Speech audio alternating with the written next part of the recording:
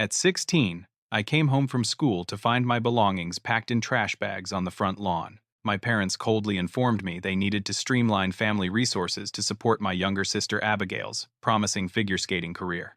They handed me $200 and the address of a distant uncle. That night, as rain soaked through the trash bags containing my life, I made a silent promise to myself that would take 10 years to fulfill. Growing up in Westbrook, Pennsylvania, our house on Maple Street looked like every other upper-middle-class home in the neighborhood. Two-story colonial, with a manicured lawn, two-car garage, and a basketball hoop that my dad James installed when I was 8. From the outside, we were the perfect American family. Mom, Linda, worked as a dental hygienist, while Dad managed a local bank branch.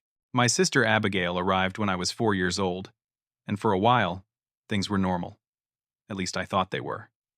The first day of kindergarten, I won a gold star for knowing all my letters. Mom smiled, patted my head, and put the paper on the fridge, where it stayed for exactly 2 days before disappearing. Dad nodded when I showed him, but kept reading his newspaper. When I was 7, I hit my first home run in Little League. Dad was supposed to be there, but had to work late. Mom recorded it on our camcorder, but accidentally deleted the footage while trying to free up space for Abigail's dance recital the following weekend. These moments were like invisible paper cuts, each one barely noticeable, but they accumulated over time. When I was 9, Abigail went ice skating for a birthday party. The instructor pulled my parents aside afterward. "Your daughter has natural talent," he said. "She picks up techniques most kids struggle with for months." Something changed in my parents that day. Mom's eyes lit up in a way they never did for my straight-A report cards. Dad actually called his brother to brag. Something He'd never done about anything I'd accomplished. By the time Abigail turned 10, our family calendar revolved around her skating schedule. Mom cut back her work hours to drive Abigail to practice. Dad took out a small loan to hire a private coach named Diane, who charged $80 per hour. "It's an investment in her future," he explained, when I overheard them discussing finances late one night.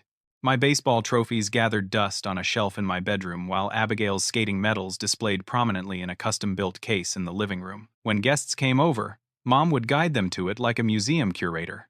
"Abigail won this at regionals," she'd say, pointing to a particularly shiny medal.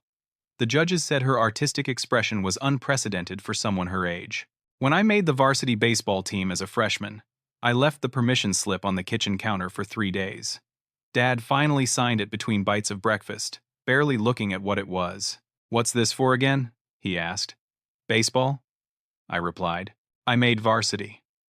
"That's nice," he said, already checking his watch. "We need to leave early today. Abigail has a session with her nutritionist before practice." The nutritionist was new, part of a growing team of specialists my parents assembled around Abigail. There was a choreographer, a physical therapist, a sports psychologist, and a seamstress who made custom skating outfits. Each addition stretched our family budget thinner. I started noticing other changes too. While Abigail got a new winter coat each year, I wore the same one for 3 seasons until the elbows wore through. My school supplies came from the dollar store, while Abigail got an expensive laptop for her training videos. When I needed a graphing calculator for advanced math, Mom suggested I share with a friend or use the school's. 2 weeks later, they bought Abigail custom-fitted skating boots that cost over $1,000. "Competitive skating is expensive," Mom explained when I pointed out the discrepancy. "We all need to make sacrifices for Abigail's future." The word we felt hollow. The sacrifices seemed to fall disproportionately on me. The turning point came when Abigail was 12. She won a major regional competition, beating girls 2 years older.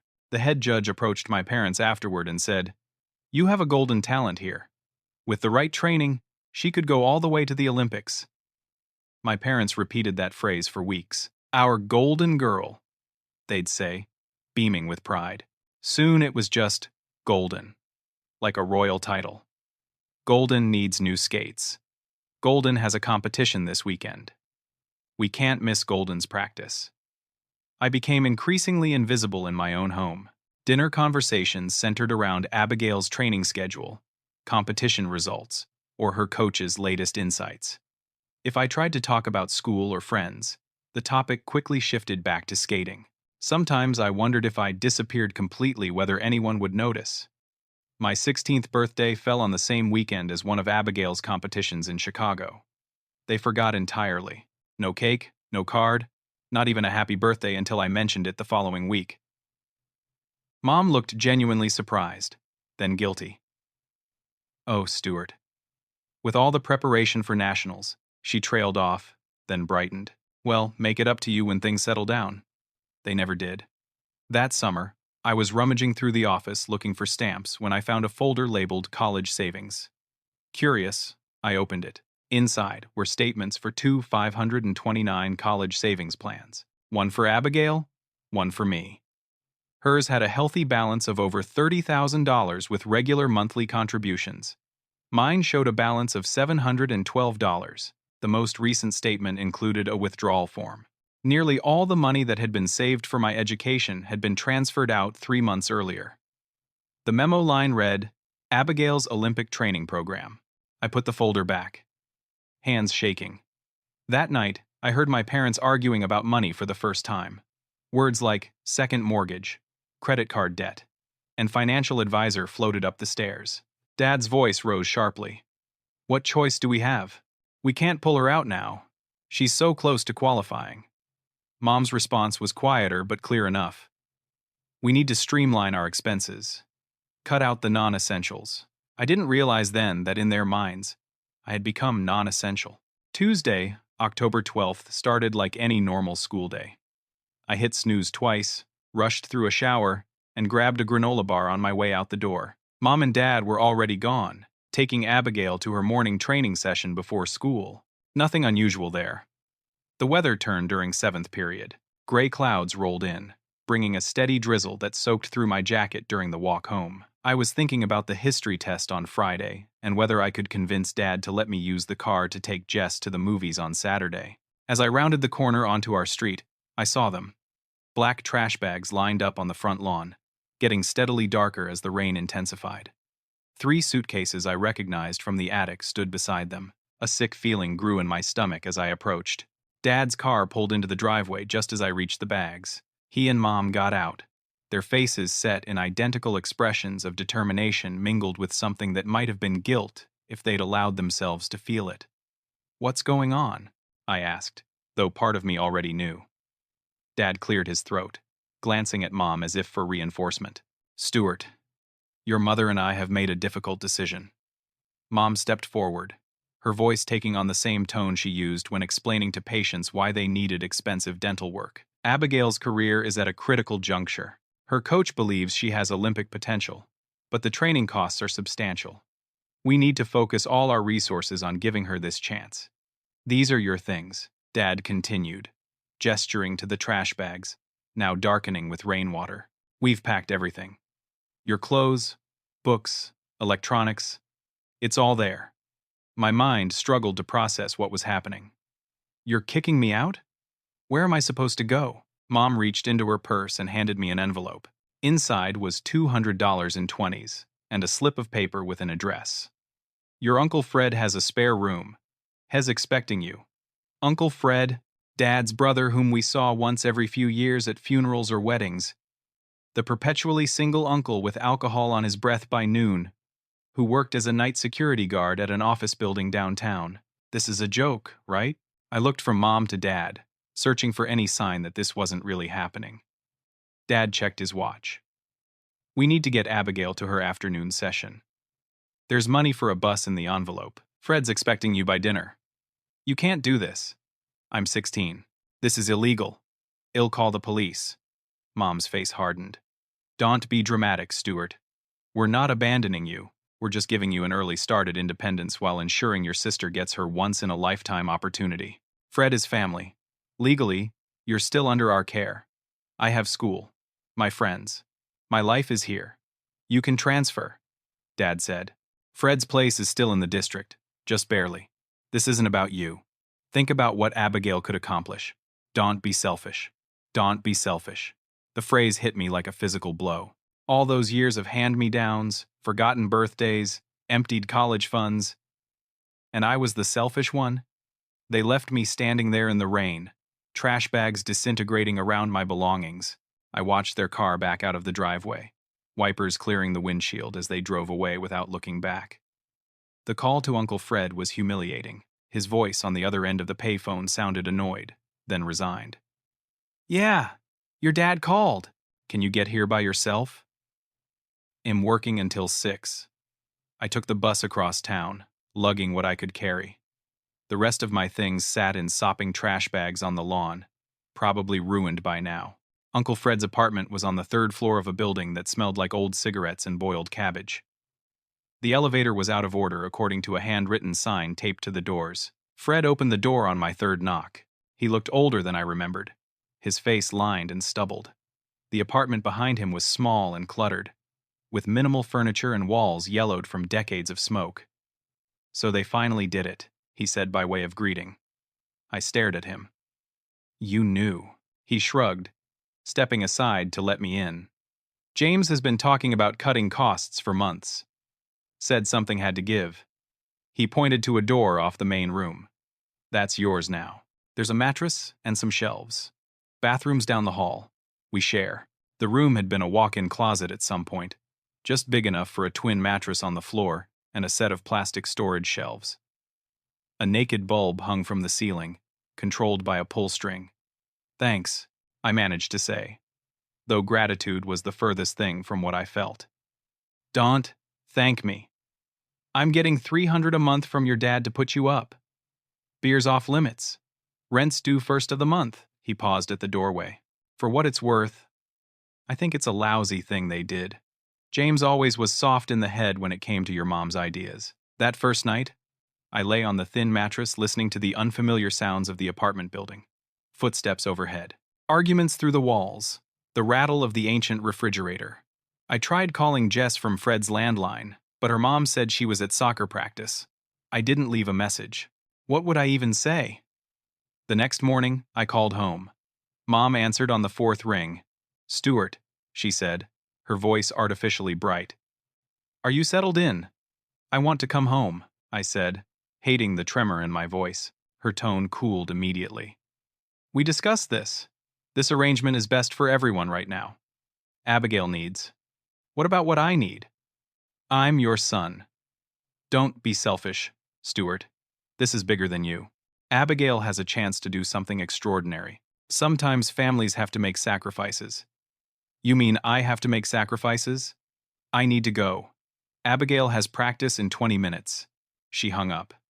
I called again the next day, and the day after. Each time, the conversations grew shorter. By the end of the week, they stopped answering altogether. Transferring schools mid-semester was a bureaucratic nightmare. My transcripts were delayed, my schedule was a mess, and I instantly became the new kid in a school where everyone else had established their friend groups years ago. The only bright spot was finding out I could still graduate on time if I made up some credits. Uncle Fred turned out to be less terrible than I expected. He wasn't warm or nurturing, but he was brutally honest, which I came to appreciate. "Your parents are idiots," he told me one night after I received a letter from the school counselor praising my resilience. "But you're not. Don't let their stupidity ruin your life." I got a job at a local grocery store, bagging groceries and collecting carts from the parking lot. The pay was minimum wage, but it gave me enough to buy my own clothes and school supplies, with a little left over to contribute to groceries. Fred never asked for it, but I put $30 on the counter each week anyway. It was important to me not to be a burden, not to be like my parents. During those first few months, I tried repeatedly to reconnect with them. I wrote letters when they wouldn't take my calls.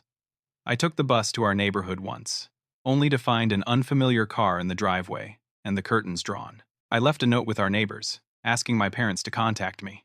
They never did. Christmas time was the hardest. Fred wasn't big on holidays, so the apartment remained undecorated. He worked a double shift on Christmas Eve, leaving me alone with a frozen pizza and cable TV. I called home, letting the phone ring 20 times before hanging up. No answer. That night, I walked to our old house, drawn by memories and the desperate hope that maybe, just maybe, the holiday spirit would soften their hearts. The windows glowed with colored lights, and I could see our family Christmas tree through the front window. For a moment, My heart lifted. Then I noticed the empty driveway. No cars. No one home. I found out later from a former neighbor that they had gone to a skating competition in Colorado.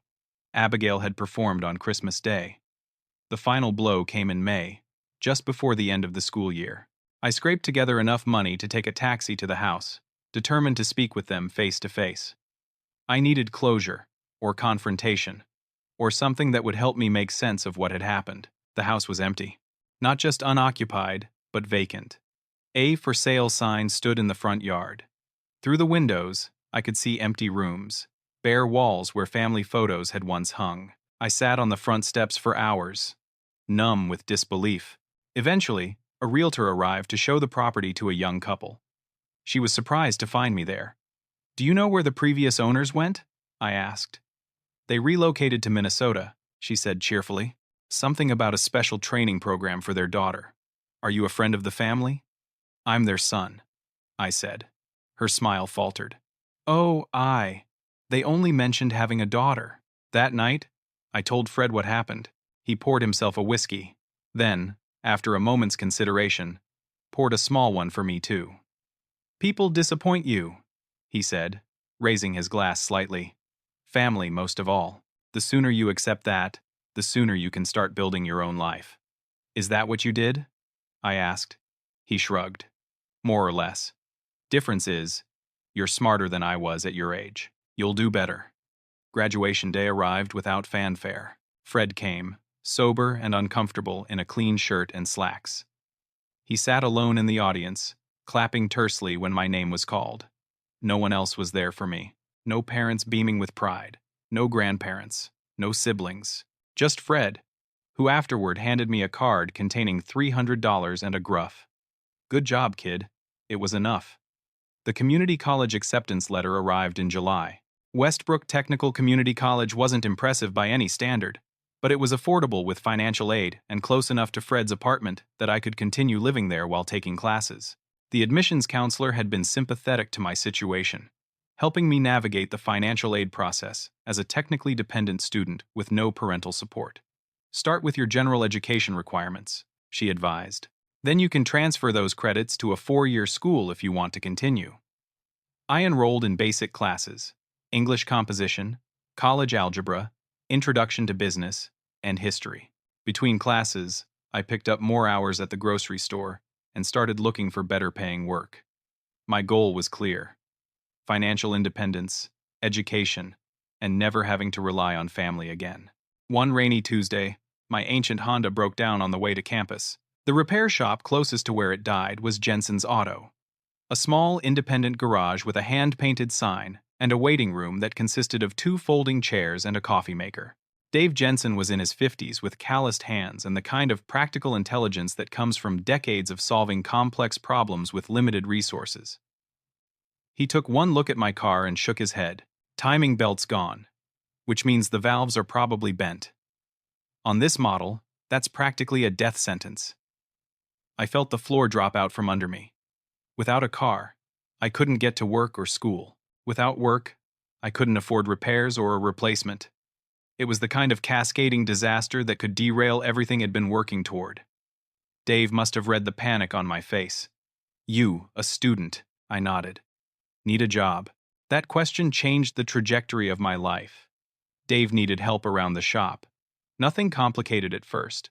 Just cleaning up, organizing tools, answering phones. The pay was better than the grocery store, and he was flexible with my class schedule.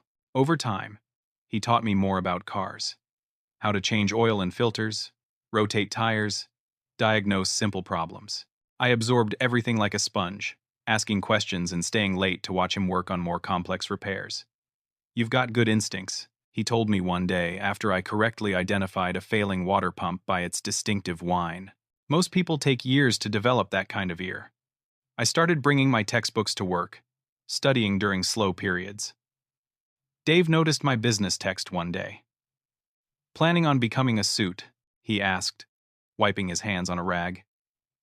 "I'm not sure yet, just exploring options." He nodded thoughtfully.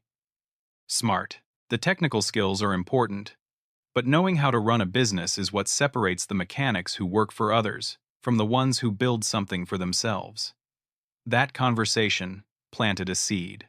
What if I could combine practical skills with business knowledge? Create something that was both financially viable and personally fulfilling? At school, I focused more intensely on my business classes: accounting, marketing, management. Subjects that had seemed dry became fascinating when I could connect them to real-world applications at the garage. My grades improved, and I started to build relationships with professors who recognized my determination. Professor Harmon, my business management instructor, took a particular interest. "You're not like most of the kids here," he said after class one day. "You have purpose. Where do you see yourself in 5 years?" The question caught me off guard. It'd been so focused on immediate survival that long-term planning seemed like a luxury. But for the first time, I allowed myself to articulate a vision. "I want to open my own garage," I said. "Not just repairs, but custom work, restorations, modifications. A place where craftsmanship matters." He nodded approvingly. "That's specific enough to give you direction, but broad enough to allow for adaptation. Have you thought about transferring to complete a bachelor's degree?"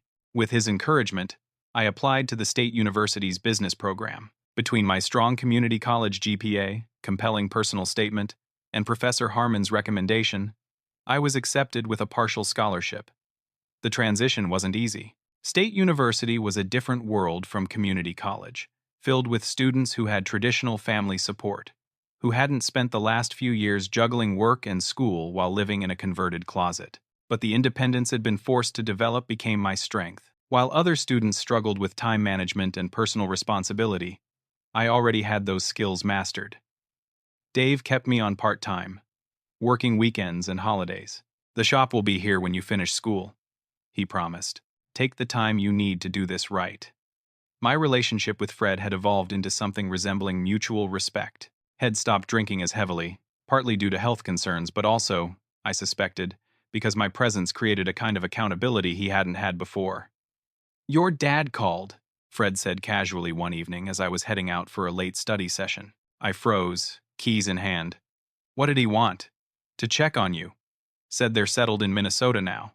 Abigail's training with some fancy Olympic coach." "What did you tell him? That you're doing fine without them?" Fred looked uncomfortable with the conversation. "He wanted your number. I said I'd ask if you wanted me to give it to him." I considered this for a moment. "No," I said finally. "If they want to talk to me, they can make more of an effort than a phone call to you." Fred nodded.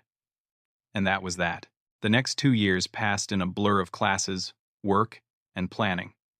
I developed a business plan for what I called Revival Custom Automotive, a shop specializing in restoration and customization of classic American cars.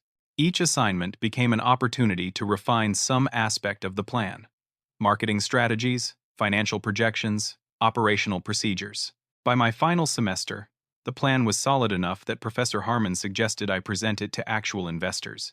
Even if you're not ready to launch immediately after graduation, getting feedback from industry professionals will be invaluable. The business plan competition was intimidating. Most of the other participants had ideas for tech startups or innovative services. My proposal for an auto restoration shop seemed almost quaint by comparison. But when I presented, something clicked. The judges responded to my passion, my practical experience, and the clear market research I'd done, showing a gap in high-end restoration services in our region. I won 3rd place overall and, more importantly, caught the attention of a loan officer from Regional Business Development Bank. "This is exactly the kind of solid small business plan we like to support," he said, handing me his card. "When you're ready to make this happen, come talk to me."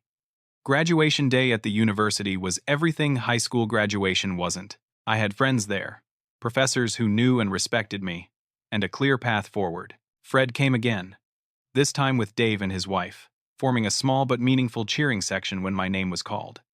As I crossed the stage to receive my diploma, I felt a chapter closing. The scared 16-year-old with his belongings in trash bags had become a man with purpose, skills, and a future of his own making. The sense of abandonment that had once threatened to define me had instead forged my independence. The Monday after graduation, I walked into Regional Business Development Bank with my refined business plan and 5 years of savings for a down payment. 2 weeks of meetings, credit checks, and property viewings later, I received the call I'd been waiting for. "Congratulations, Mr. Wilson," the loan officer said. "Your small business loan has been approved. We're ready to proceed whenever you are." That night, as I was celebrating with friends at a local pub, my phone buzzed with a text from an unknown number. I nearly ignored it, but something made me look. It was a digital invitation to Abigail's wedding, scheduled for next month in St. Paul, Minnesota. After 7 years of silence, this was how they chose to re-enter my life. A mass text sent to everyone on their contact list, as if nothing had happened. The timing was almost poetic. On the day I secured my future, my past came calling. I stared at the screen, the celebration around me fading to background noise as I wondered what twist of fate had arranged this collision of worlds. The flight to Minneapolis felt like crossing a border into foreign territory. In the 7 years since my parents had left me behind, it had reconstructed my understanding of family, building it around chosen connections rather than blood. Now I was voluntarily stepping back into the world that had ejected me, and every mile brought fresh anxiety. Why was I doing this?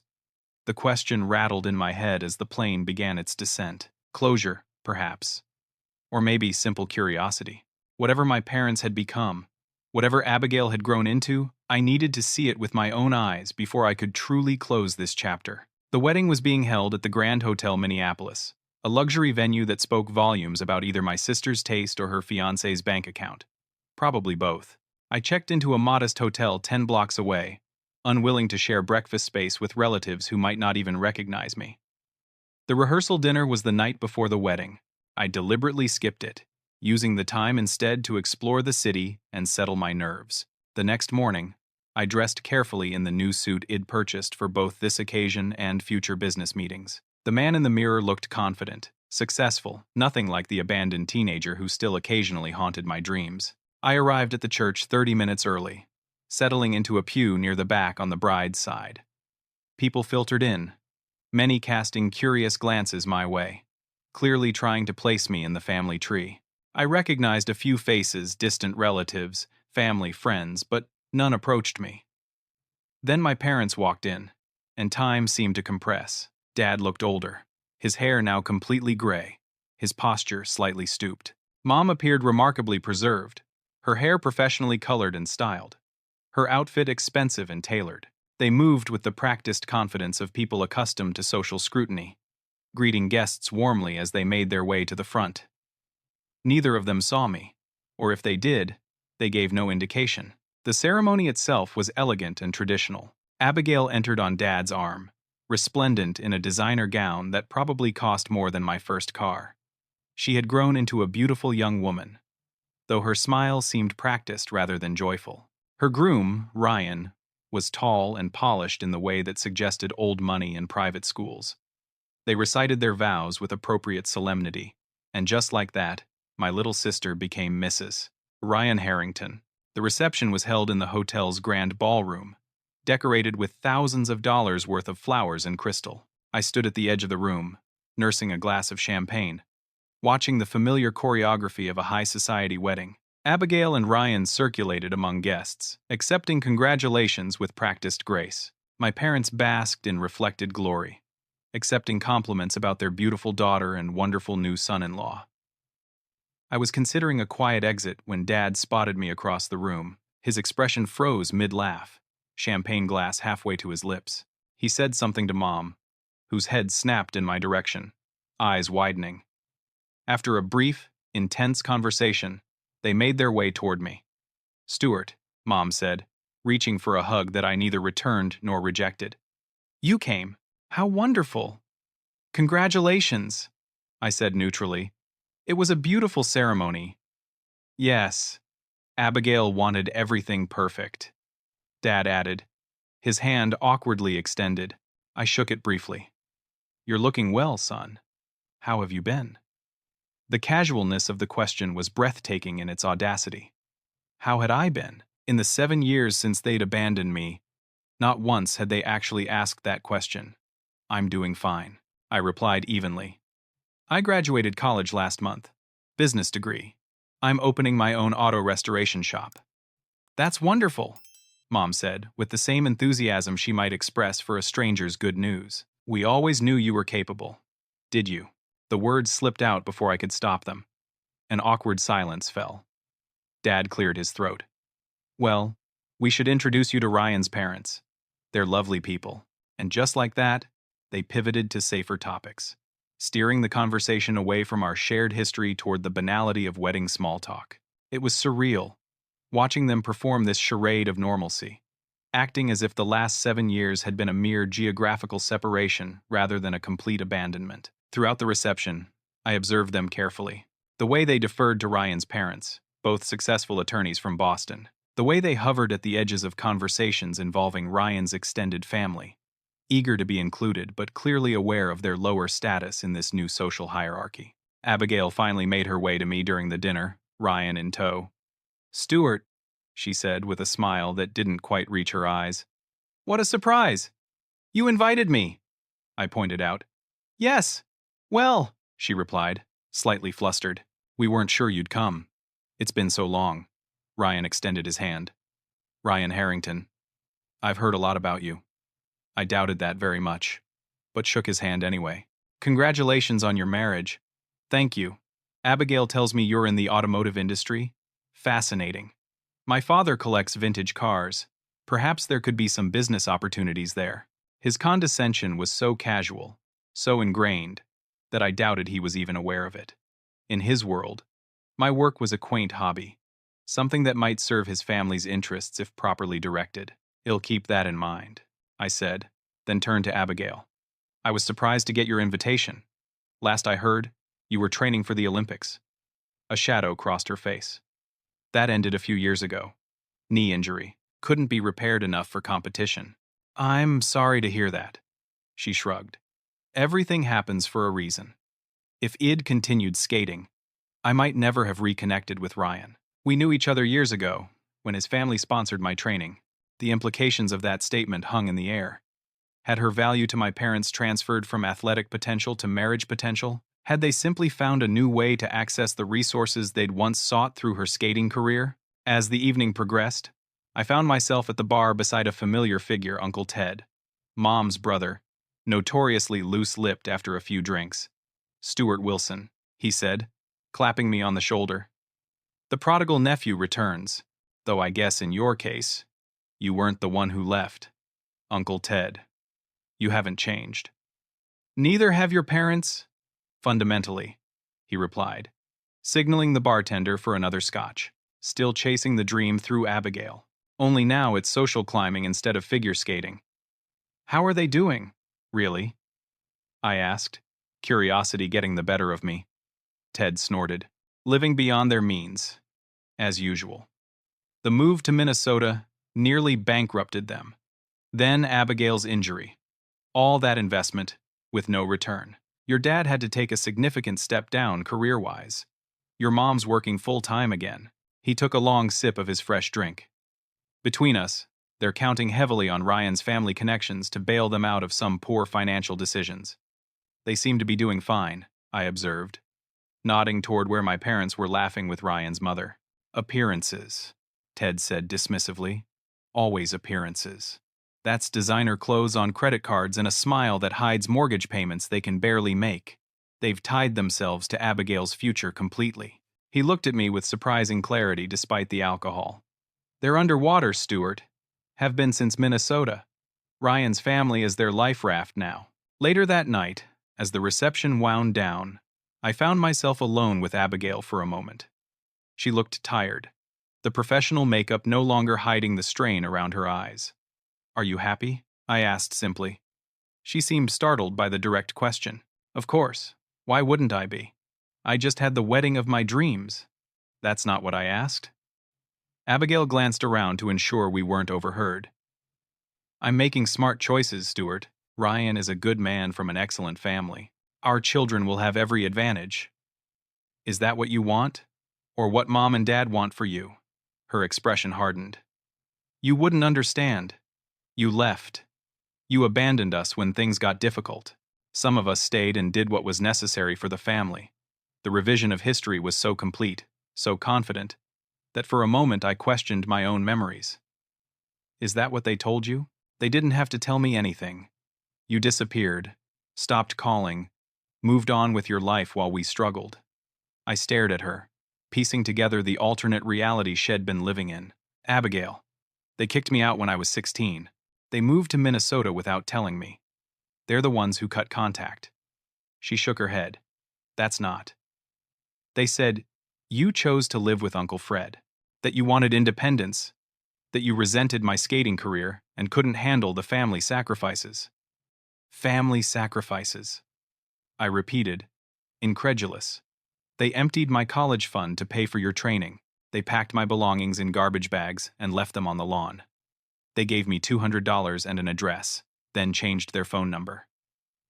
Abigail's perfect composure cracked slightly. No, that's not.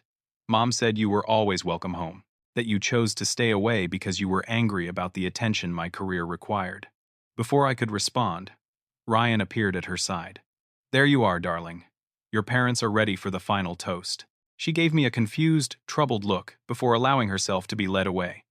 The interaction left me reeling. All these years, Abigail had believed I had abandoned them? What other lies had my parents constructed to protect themselves from the consequences of their actions? As I watched the final toast, the perfect family tableau they presented to the world, I realized that everything about this wedding, like Abigail's skating career before, it was built on carefully maintained illusions. My parents hadn't changed. They'd simply found a new dream to chase, a new way to access the status and security they craved. And in their revised history, I wasn't their abandoned son. I was the villain who had selfishly pursued my own path at the family's expense. The revelation was both infuriating and, somehow, liberating. The closure Id sought wasn't what Id expected, but it was clarifying nonetheless. I slipped out during the final dance, leaving behind the fabricated reality my parents had constructed. Whatever relationship I might rebuild with Abigail would have to be based on truth, not the convenient fictions that had sustained my parents for years. On the flight home the next day, I found myself strangely at peace. The business loan papers waited for my signature. A building stood ready for renovation. A future I had built myself beckoned.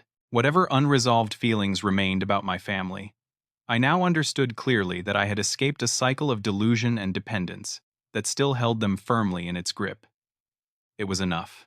Revival Custom Automotive opened 3 months after Abigail's wedding. The location wasn't prime, an old service station on the edge of town that had been vacant for 2 years. But the price was right, and the building had good bones. Dave helped me renovate, working weekends to transform the space into something both functional and distinctive. Most shops look the same, he advised as we designed the customer waiting area. Plastic chairs, old magazines, coffee that tastes like motor oil. Make yours different. Give people a reason to talk about you. I took his advice to heart, creating a space that felt more like a comfortable den than a repair shop waiting room. Leather couches, a custom coffee bar, vintage automotive memorabilia tastefully displayed on the walls. The service area was visible through a large window, allowing customers to watch their vehicles being worked on if they chose. The first 6 months were lean. I took any job that came through the door, from oil changes to complex electrical issues. Slowly, word began to spread. My attention to detail, transparency with customers, and fair pricing built a loyal client base. By the 1-year mark, I had hired 2 technicians and was turning a modest profit. The restoration side of the business developed more slowly. These were expensive, time-consuming projects that required specialized skills and a portfolio to attract the right clients. I started with small projects, restoring vintage dashboards, reupholstering classic interiors, building both expertise and a reputation. My first full restoration came 18 months in. A 1967 Mustang Fastback in desperate need of love. The owner, a retired engineer named Frank, had bought it as a project car decades ago but never found the time to complete it. Now in his 70s, he wanted to see it finished. I don't want it perfect, he told me. I want it authentic, like it was when I was young. The project took 6 months of painstaking work. When Frank came to see the finished car, tears welled in his eyes. It's exactly how I remembered, he said, running his hand along the restored dash. Like stepping back in time, photos of the Mustang, along with Frank's testimonial, became the centerpiece of my portfolio. 2 more restoration projects followed, each more ambitious than the last. Revival Custom Automotive was developing exactly as I had planned. Life fell into a satisfying rhythm. Work during the day, occasionally dating on weekends, regular poker nights with friends. I moved out of Fred's apartment into a small house with a 2-car garage where I could tinker on personal projects. Fred and I still had dinner once a month, our relationship having evolved into something resembling friendship. I thought about my family occasionally, but the intensity of those feelings had faded. I sent Abigail a brief email after the wedding, clarifying what had actually happened years ago, but received no response. I took that as confirmation that she preferred the comfortable fiction my parents had created to the uncomfortable truth. Then, on an ordinary Tuesday in October, the bell above the shop door jingled, and Abigail walked in. She looked different than she had at the wedding. Her clothes were simpler, her makeup minimal. Most noticeably, she was visibly pregnant, her hand resting protectively on her rounded belly. "Stuart," she said, her voice uncertain, "do you have a minute to talk?" I led her to my office, a small room off the main shop floor. Through the window, I could see my lead technician, Marco, glance curiously in our direction. "Would you like some water?" "Tea?" I offered, gesturing to the chair across from my desk. "Water would be nice." "Thanks." She sat carefully, looking around at the framed photos of restored cars on the walls. "Your shop is impressive. Very different from what I expected." "What did you expect?" She smiled faintly. "I'm not sure. When Mom and Dad talked about your garage job, I pictured something. Less legitimate." I supplied. "Smaller," she corrected. "This is a real business." I handed her a glass of water and sat down. "What brings you to Pennsylvania, Abigail?" "Last I heard, you were settling into married life in Boston." Her expression clouded. "Things haven't exactly gone according to plan." She took a sip of water, gathering her thoughts. "Ryan's changed since the wedding. Or maybe he was always this way and I just didn't want to see it." "Changed how?" Hess controlling. "About money. About who I see. About everything." Her hand moved unconsciously to her stomach. "When I got pregnant, it got worse. He monitors my phone, my computer. I had to tell him I was visiting a college friend to come here." I leaned forward, concerned. "Are you in danger, Abigail? Do you need help?" "Not physical danger," she clarified quickly. "Just suffocating. And there are other issues." She hesitated. "I found out he's been having an affair with his executive assistant. It's been going on since before our wedding."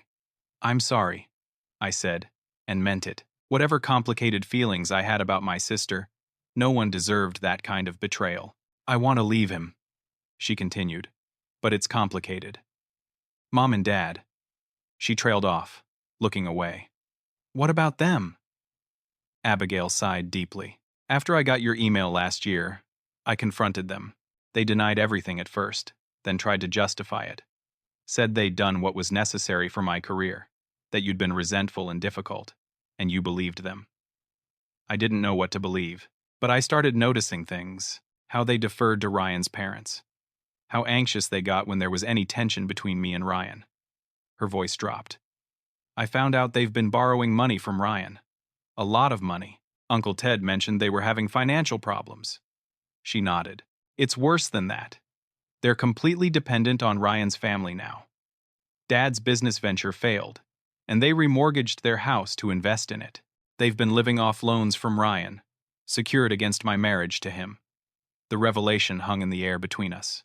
In their desperation to maintain their lifestyle, my parents had effectively sold their daughter to the highest bidder. When I told them about the affair, about wanting to leave, Abigail continued, they begged me to reconsider, said I needed to think about the family, about the baby's future. Her voice cracked slightly. Mom said, "Don't be selfish." Abigail. The phrase hit me like a physical blow, echoing across the years. The same words they'd used to justify abandoning me were now being used to keep Abigail trapped in an unhappy marriage. "I don't know what to do," she admitted. "If I leave Ryan, my parents will lose everything. But I can't stay with him, especially not with a baby coming." I studied my sister's face, seeing for the first time the weight she'd been carrying. the golden child now tarnished by the very expectations that had elevated her. You need to do what's right for you and your child, I said finally. Not what's right for mom and dad. They made their choices. You need to make yours. Tears welled in her eyes.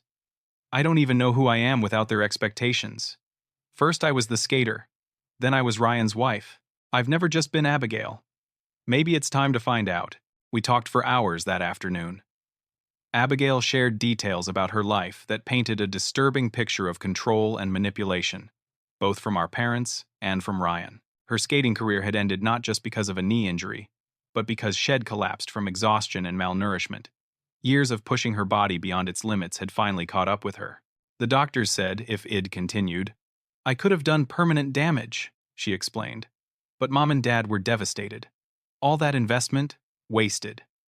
That's when they started pushing me toward Ryan. His family had sponsored my training. They saw it as a natural connection. As the day wore on, we ordered pizza and continued talking. It was strange and somehow cathartic, filling in the 7-year gap in our relationship, reconstructing a shared history that had been distorted by our parents' selective storytelling. Would you like to stay with me for a few days? I offered as evening approached. My house isn't fancy, but there's a spare bedroom. Give yourself some time to think without everyone else's voices in your head. She accepted gratefully. That night, I showed her around my modest home, apologizing for the bachelor pad aesthetic. It's perfect, she said, looking around with genuine appreciation. It's yours. That counts for a lot. The next morning, I found her at the kitchen table, laptop open, researching apartments in Philadelphia. I think I need a fresh start, she explained. Not too far from here, but not too close to Boston either. I nodded, pouring coffee for both of us. What about work? Do you have any plans?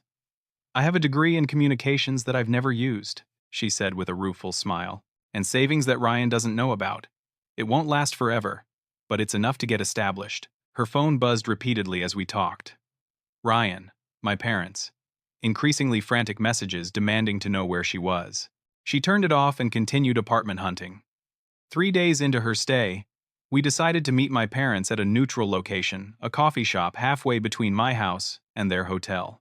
They had flown in upon learning of Abigail's disappearance, united in their determination to bring her back to the fold. They arrived first, sitting tensely at a corner table, faces drawn with worry and anger. Mom spotted us first, rising quickly. Abigail, thank God you're safe.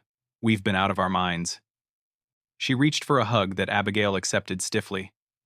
Then Mom's eyes fell on me, narrowing slightly.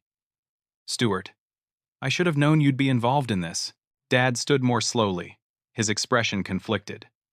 Son, he acknowledged with a nod, before turning to Abigail. What were you thinking, disappearing like that? Ryan is frantic. His parents are asking questions. That's what you're worried about, Abigail replied, her voice steady. What Ryan's parents think. Not the fact that your son-in-law is cheating on your pregnant daughter. These things happen in marriages, Mom said dismissively. Wealthy men like Ryan. There are temptations. It doesn't mean he doesn't love you. If this is love, I don't want it, Abigail said firmly. I'm leaving him, Mom. I've already spoken to a lawyer. Dad paled visibly. You can't do that. Think about what you're throwing away. Security, status, your child's future.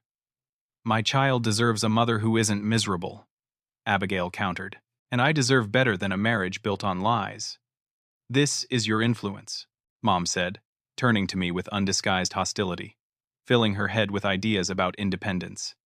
You have no idea what's at stake. Actually, I do, I replied calmly. Abigail told me about the loans, about the failed business venture, about all of it. You're not worried about her happiness.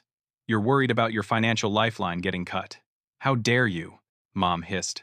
After everything we sacrificed for this family. You sacrificed me, I said, the words dropping like stones. You kicked me out, abandoned me, and then rewrote history to make yourselves the victims. Now you're doing the same thing to Abigail, sacrificing her happiness to maintain your lifestyle. We gave you both everything, Dad insisted, his voice rising. Opportunities? Education. You gave Abigail everything, I corrected. You left me with trash bags full of belongings and $200. That's ancient history, Mom said dismissively. We're talking about Abigail's future now. No, Abigail interjected. We're talking about the same pattern. Using your children as instruments for your own ambitions and security. It stops now. The conversation grew increasingly heated. My parents cycled through tactics, guilt, anger, manipulation, tearful pleas. When nothing worked, Dad finally resorted to threats. If you do this, you're on your own. Both of you. We won't support this foolishness. Abigail laughed bitterly. I've been supporting you, through Ryan, for years, and Stuart's been on his own since he was 16. Your threats don't have much weight anymore.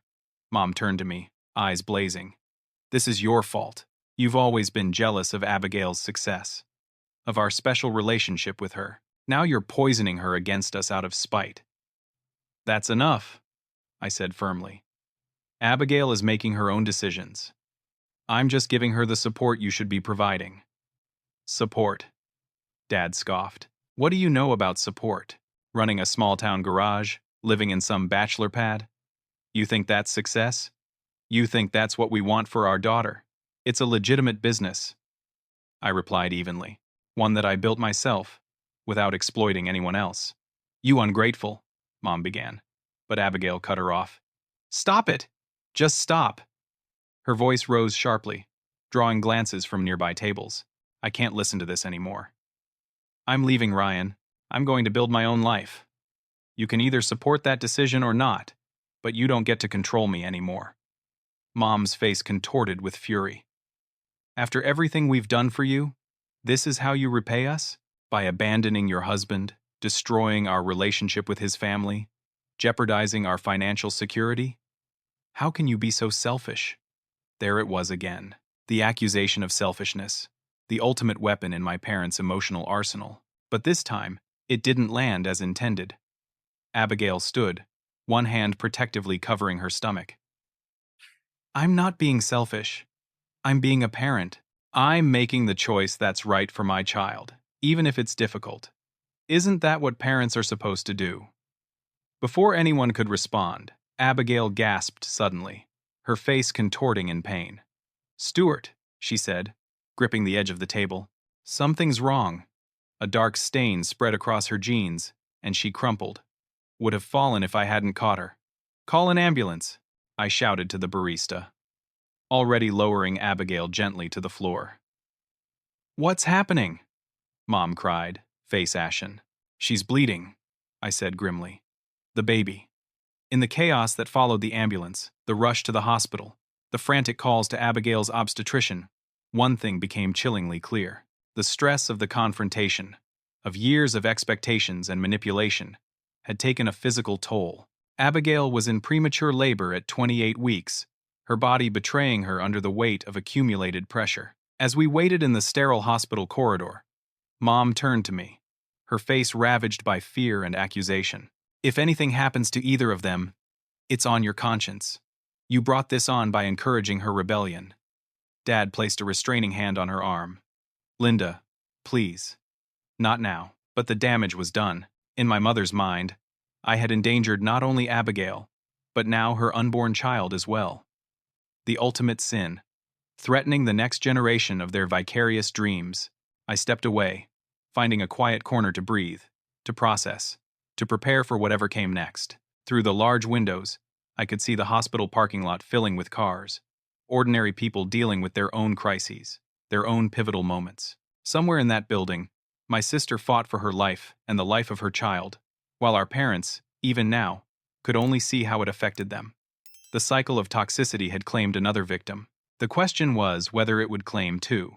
The neonatal intensive care unit was a world of contradictions.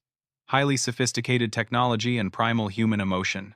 Sterile environments and raw, messy feelings. Whispered conversations and beeping monitors. Life and death separated by the thinnest margins. Abigail's daughter, Emma, was born at 28 weeks, weighing 2 pounds and 3 ounces. A tiny fighter encased in an incubator, connected to machines that monitored every vital sign, assisted every breath. The doctors were cautiously optimistic.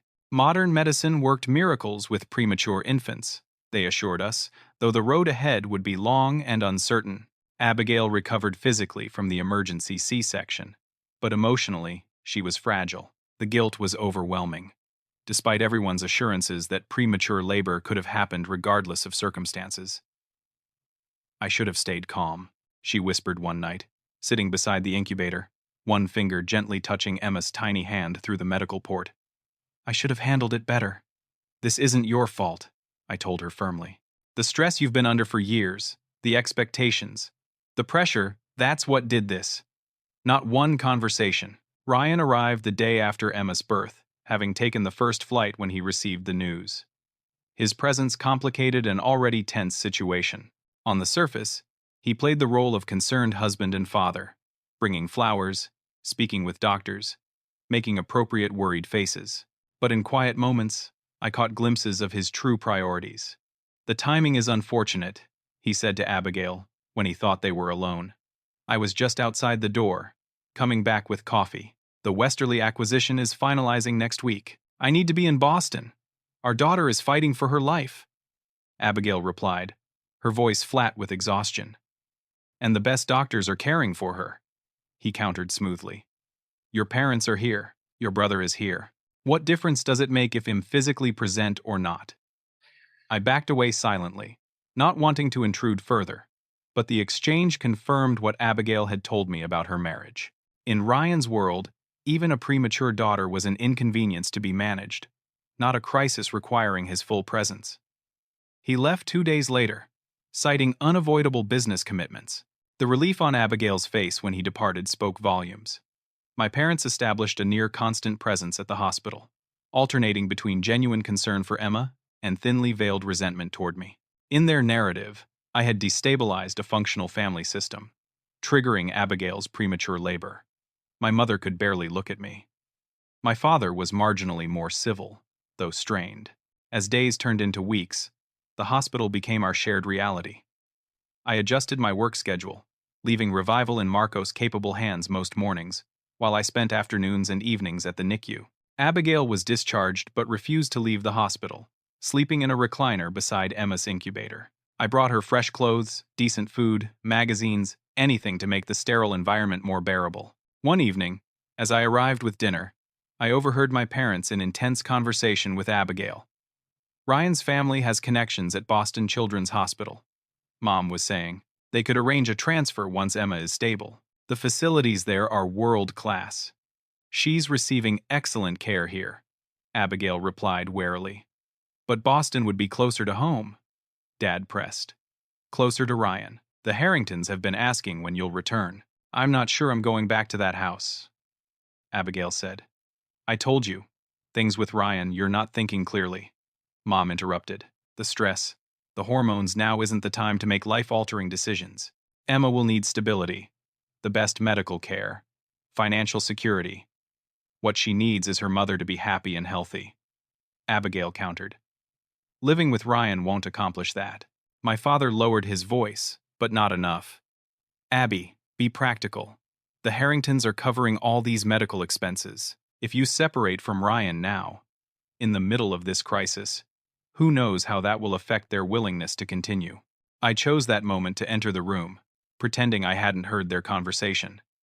The sudden silence and guilty expressions told me everything I needed to know. Even now, with their granddaughter fighting for life, my parents were calculating angles, leveraging resources, plotting the most advantageous moves. That night, after my parents left, Abigail broke down. I can't do this anymore, she sobbed. The constant pressure, the expectations, the manipulation. Emma deserves better than to be raised in that environment. What do you want to do? I asked simply. I want to start over. Get divorced. Raise Emma myself. But I'm scared, Stuart. What if I can't provide for her the way the Harringtons can? What if she needs specialized medical care I can't afford? I considered this carefully. There are practical challenges, certainly, but there are also solutions. Health insurance, support systems, jobs with benefits. None of this has to tie you to a man who doesn't respect you. Mom and Dad will never forgive me. Maybe not initially, I acknowledged. but they'll have to make their own choice, accept your decision, or lose their daughter and granddaughter completely.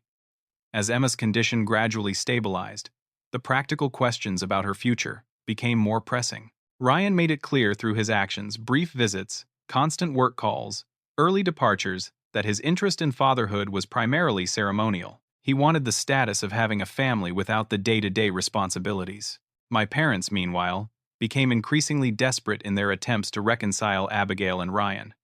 When subtle manipulation failed, they tried more direct appeals. "Be reasonable, Abby," Dad urged during one particularly tense conversation. "If you divorce Ryan now, with a medically fragile infant, you'll be struggling financially for years. Is that what you want for Emma? We can help." "Of course," Mom added quickly, "but our resources are limited. The medical bills alone." What they carefully avoided mentioning was their own precarious financial situation. The loans from Ryan's family, the remortgaged house, the failed investments. Their stake in Abigail's marriage went far beyond conventional parental concern. I kept my distance from these discussions, supporting Abigail privately but allowing her to handle my parents in her own way. This was her battle to fight, her boundaries to establish.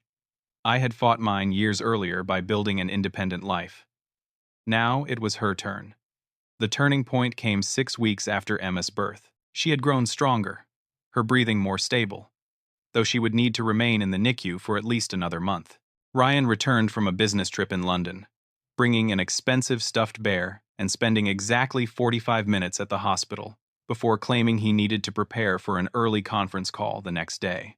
After he left, Abigail sat quietly beside the incubator for a long time. When she finally spoke, her voice had a clarity I hadn't heard before. "I'm filing for divorce as soon as Emma is discharged," she said. "I've made up my mind." "Where will you go?" I asked. "I found an apartment in Philadelphia. Small, but affordable. I've applied for a job at a PR firm there, entry level, but it's a start. They have good health insurance." "What about Emma's ongoing care?" "Children's Hospital of Philadelphia is one of the best in the country," she replied. "I've already spoken with the social worker about transferring her records." I was impressed by her thoroughness, her quiet determination. This was a side of Abigail I'd never seen: methodical, practical, resilient.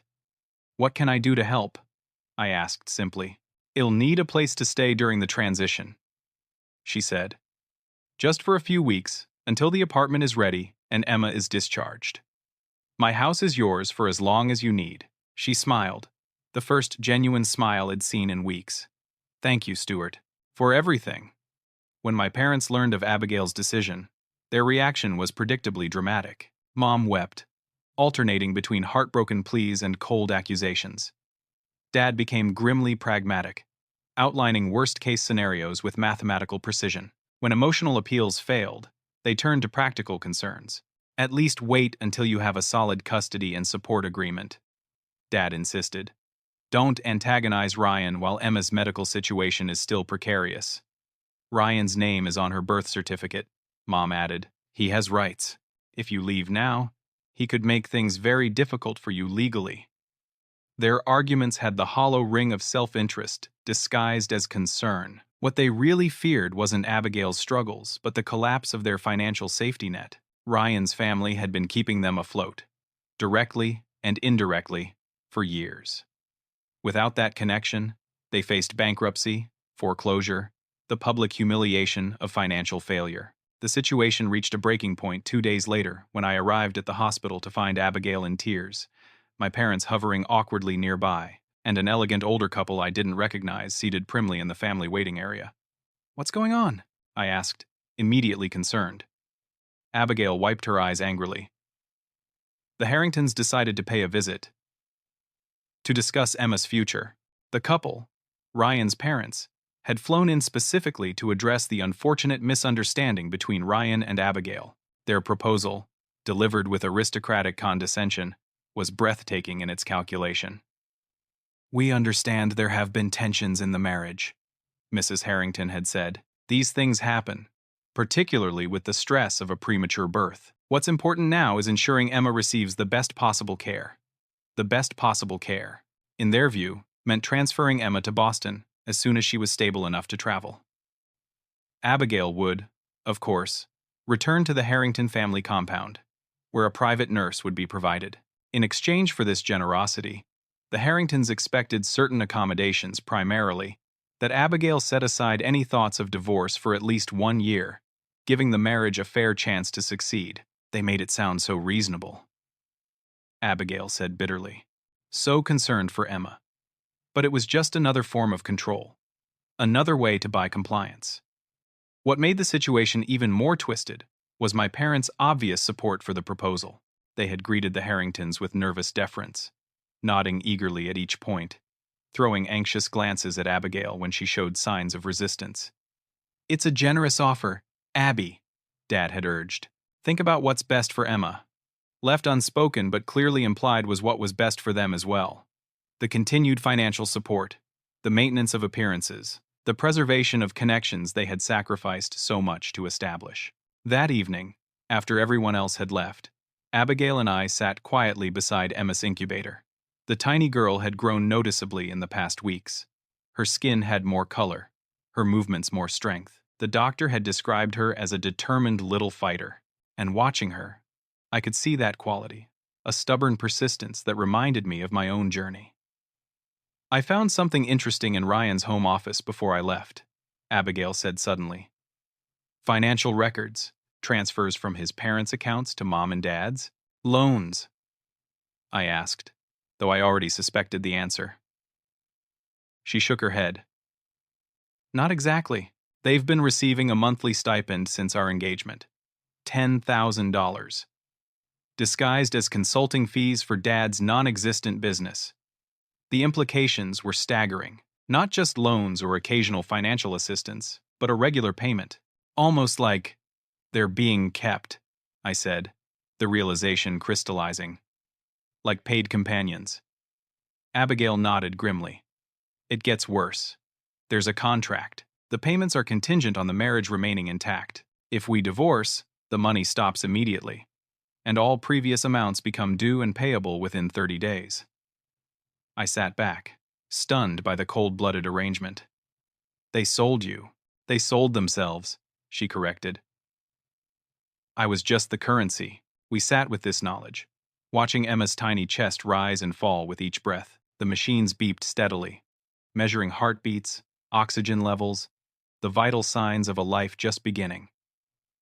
"I won't let her be used the way I was," Abigail said finally, her voice firm, "no matter what it costs." The next morning, my parents arrived at the hospital to find Abigail's attorney there, papers spread across a table in the family consultation room. The divorce petition was already filed, the custody arrangement clearly outlined. Ryan would have visitation rights, but primary custody would remain with Abigail. Child support would be calculated according to state guidelines, with additional provisions for Emma's ongoing medical care. "What have you done?" Mom gasped, face draining of color. "I'm taking control of my life," Abigail replied calmly. "And Emma's." Dad reached for the papers, scanning them with growing alarm. "You can't do this. The implications for your financial security." "I know about the stipend," Abigail interrupted. "The $10,000 a month. The contract." The silence that followed was deafening. My father seemed to age years in seconds, shoulders slumping in defeat. My mother's face hardened with defensive anger. "You don't understand what we've sacrificed, Daunt." Abigail cut her off sharply. "Daunt, talk to me about sacrifice. Not after what you did to Stuart. Not after what you've tried to do to Emma and me. We were trying to secure your future," Dad insisted, but the words rang hollow even to his own ears. "You were securing your own interests," I said quietly. "Using Abigail the same way you tried to use me. The difference is, she has options I didn't have at 16. The confrontation that followed was ugly, but necessary. Years of manipulation, lies, and self-delusion came to the surface. My parents cycled through denial, anger, bargaining, trying desperately to regain control of a situation that had slipped irrevocably from their grasp. "If you do this," Mom said finally, voice trembling with emotion, "well, lose everything. The house, our savings, everything." "I know," Abigail replied softly. "I'm sorry for that part, but I can't continue living a lie to maintain your lifestyle. Emma deserves better. I deserve better." "And what about us?" Dad asked, genuine anguish breaking through his usual reserve. "What are we supposed to do?" I looked at my father, older now, grayer, the confident bank manager replaced by a desperate man facing financial ruin of his own making. I felt a complex mix of emotions: anger at what they'd done, pity for what they'd become, and, surprisingly, a measure of responsibility for what happened next. "You start over," I said simply, "the way I had to, the way Abigail is going to.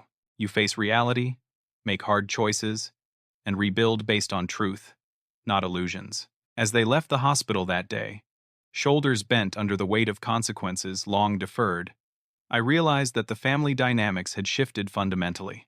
The parents who had once held absolute power over their children's lives now faced a future shaped by those same children's choices. It was a reversal neither my 16-year-old self nor Abigail's golden child self could have imagined. Yet here we were, standing together, determined to break a cycle of toxic dependence that had claimed too many years, too many dreams. Emma stirred in her incubator, tiny fingers flexing as if reaching for something just beyond her grasp.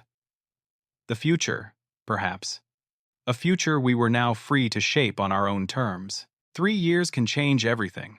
On Emma's 3rd birthday, I watched her chase butterflies in my backyard. Her laughter carried on the summer breeze.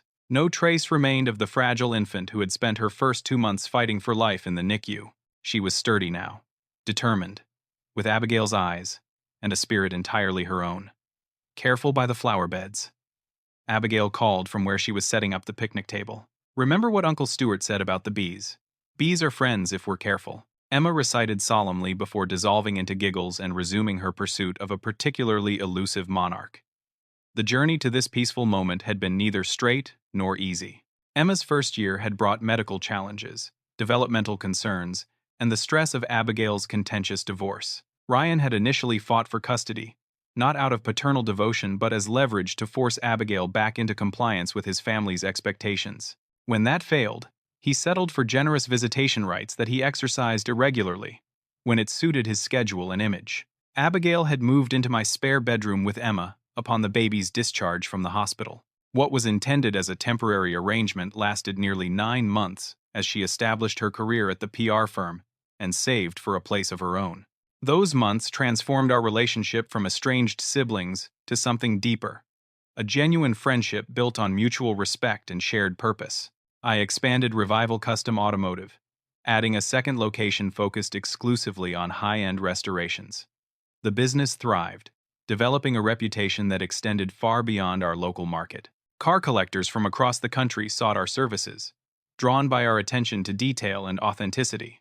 I hired additional technicians, including a talented young woman named Grace, who brought fresh perspectives to our restoration approaches. My relationship with Grace evolved gradually from professional to personal. At 32, I finally found someone who understood my passion for rebuilding things that others had discarded or undervalued. Someone who appreciated the beauty in restoration, in honoring history, while creating something sustainable for the future. My parents' situation unfolded exactly as predicted. When the Harrington stipend ended, they faced the accumulated consequences of years of financial mismanagement. The house went into foreclosure. Dad's investment debts came due. The carefully constructed facade of success collapsed completely. Their initial response was bitter recrimination, blaming Abigail and me for their downfall. For months, communication consisted of angry voicemails and accusatory emails. Then, as the reality of their circumstances settled in, a different tone emerged. Desperate appeals for financial assistance, thinly disguised as attempts at reconciliation. "They want a bailout, not a relationship," Abigail observed after one particularly manipulative call. Nothing's really changed. The pivotal moment came shortly after Emma's first birthday. My parents arrived unannounced at Abigail's apartment, having driven across 3 states in Dad's aging sedan. They looked diminished somehow, stripped of the confident prosperity that had once defined them. Mom's designer clothes replaced by department store basics. Dad's manicured appearance giving way to a slightly unkempt weariness. "We've come to make amends," Dad announced, standing awkwardly in Abigail's modest living room. "To be part of our granddaughter's life. And to discuss our situation," Mom added, unable to maintain the pretense. "We're struggling, Abby. We need help." What followed was a conversation years in the making. Abigail, no longer the golden child desperate for approval, set clear conditions. Yes, they could have a relationship with Emma, but it would be on terms that prioritized her well-being, not their needs. Yes, financial assistance was possible, but only if they took concrete steps toward self-sufficiency. "We're not giving you money directly," she explained firmly, "but we'll pay for financial counseling, help with apartment deposits once you've downsized, job training if necessary." "You expect us to start over at our age?" Mom asked, incredulous. "That's exactly what I expect," Abigail replied. "The alternative is continuing as you are, which clearly isn't working." I maintained a more distant stance, offering practical support for Abigail's approach, but limiting direct engagement with my parents. The wounds were deeper for me, the abandonment more complete. Forgiveness, if it came, would require more time, more evidence of genuine change. Over the next 2 years, my parents did change, though not without resistance and setbacks. They moved into a small apartment near Abigail. Dad found work as an assistant manager at a local bank, a significant step down from his former position but steady employment with benefits. Mom returned to dental hygiene, rebuilding her certification, and eventually securing a full-time position.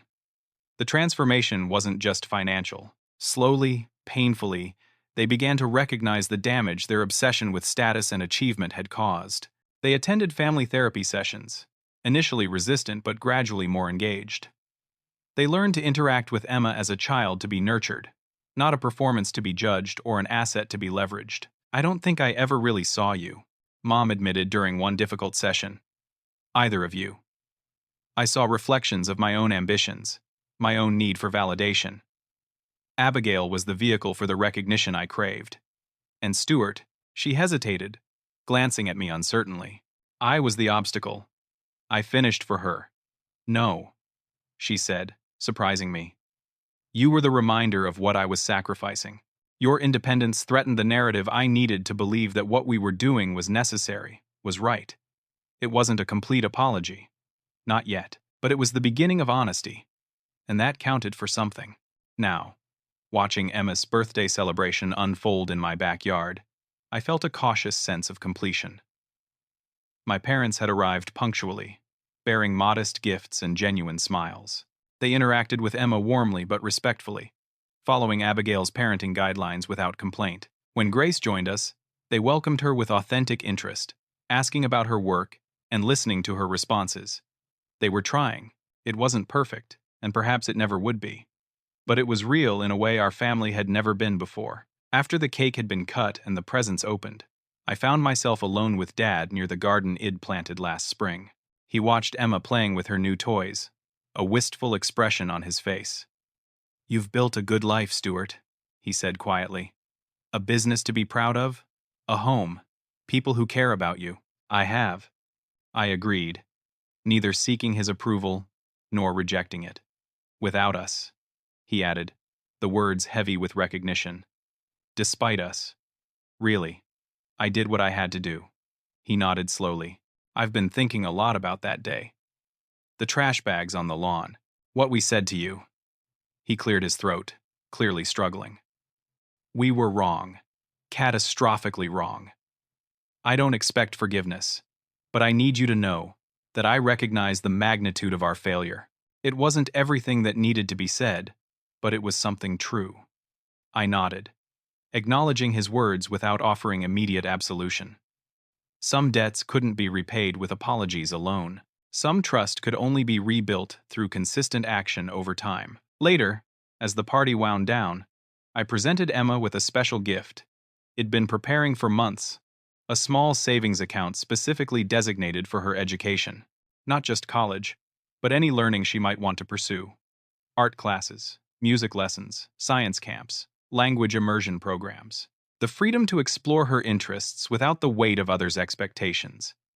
"It's not about the money," I explained to Abigail as we watched Emma playing with her grandmother, showing off a new doll with animated excitement. "It's about breaking the cycle, ensuring that her education is truly hers, not contingent on performing according to someone else's script." Abigail squeezed my hand. "We did break the cycle," didn't we? Both of us, in our own ways. We're breaking it. I corrected gently. It's ongoing work. But yes, we've made a start. As twilight settled over the gathering, I reflected on the long, winding path that had led to this moment. From the traumatized teenager with rain-soaked belongings to the successful business owner hosting a family celebration. From the abandoned son to the supportive brother and uncle. From the wounded child to the man who had found wholeness not through revenge or resentment, but through conscious choices to live differently. The lesson wasn't that family doesn't matter. It was that true family, whether by blood or by choice, is defined by consistent love and support, not manipulation or conditional approval. It's built through thousands of small choices that prioritize genuine connection over appearance, substance over status, growth over control. Revival wasn't just the name of my business. It described the journey itself, the painstaking process of salvaging what was valuable from the past while building something more authentic and durable for the future. Just as I restored classic cars to their original beauty while upgrading their functionality for modern needs, I had learned to honor my history without being trapped by it. That knowledge was the most valuable thing I could pass on to Emma and to the young people who now crossed my path. Like Jared, the troubled teenager who had started working at the shop part-time, referred by a local youth program. His situation echoed my own in many ways: family dysfunction, premature independence, a hunger for stability and purpose. In teaching him practical skills and business ethics, I was passing forward the guidance that had saved me, creating a legacy beyond blood or inheritance. Uncle Stuart, Emma called, running toward me with boundless energy despite the late hour. Can we look at the stars before I go home? You promised to show me Cassiopeia. I lifted her onto my shoulders, feeling her small hands grip my hair for balance. Absolutely, stargazer. The night sky awaits. As we turned our faces upward, searching for patterns in the vast darkness, I felt a profound sense of peace. The journey hadn't been what I would have chosen. The pain was real, the scars permanent, but they had led me here, to this moment of simple joy, to a life built on my own terms, and that, finally, was enough. Have you ever had to create boundaries with family members for your own well-being? What did you learn from that experience? I'd love to hear your thoughts in the comments below. If this story resonated with you, please like, subscribe, and share it with someone who might need to hear that it's possible to build a meaningful life, even after difficult family experiences. Thank you for listening. And remember that your worth isn't determined by others' expectations, but by the integrity and compassion with which you live your own life.